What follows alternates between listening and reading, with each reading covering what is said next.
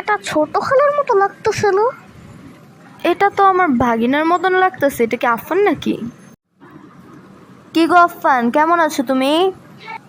আলহামদুলিল্লাহ ভালো আছি খালামণি, তুমি কেমন আছো? আমিও ভালো আছি তোমাদের দয়ায়। আমি তো দোয়াই করি। গো আফফান, কি ভাবনায় পড়ে গেলা? তাছাড়া চলো আমাদের বাসায় চলো, আম্মু এমনি তোমার কথা অনেকদিন ধরে মনে করে, চলো আমাদের বাসায় চলো। না গো, আমার অনেক কাজ আছে, সেটার জন্য যেতে পারবো না, অন্য আরেকদিন যাবো না ইনশাল্লাহ। কাজ বাজ পরে করে, এখন চলো তো প্লিজ। আচ্ছা ঠিক আছে, চলো। এই যে খালামণি বাসায় এসে বসে, তুমি সোফায় যা বসো, আমি একটু ফ্রেশ ট্রেশ হয়ে আসতেছি। তোমাদের নতুন বাসা তো সুন্দরী। খালামণি তুমি কখন আসলা?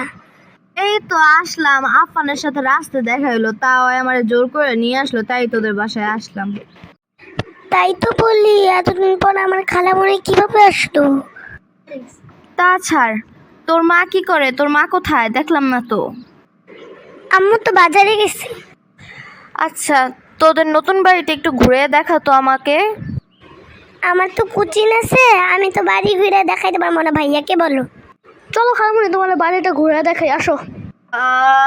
ছি, উফ, আমাকে বাসায় যে ওষুধ খেতে হবে, আমার ঠান্ডা লেগে গেছে বুঝছিস, তোদের ঘরে আর ঘুরতে পারবো না রে। আচ্ছা ঠিক আছে, আর কি করার, বাসায় যাও গা তুমি, আবার আইসো কিন্তু মনে করা। বাই বাই খালামণি, আবার আইসো মনে করা, বাসা যেহেতু চিনে ফেলছো, আইসো কিন্তু মনে করা, ভুলে যাও না আবার। আচ্ছা ঠিক আছে, বাই বাই, তোদের আবার আসবো না ইনশাল্লাহ।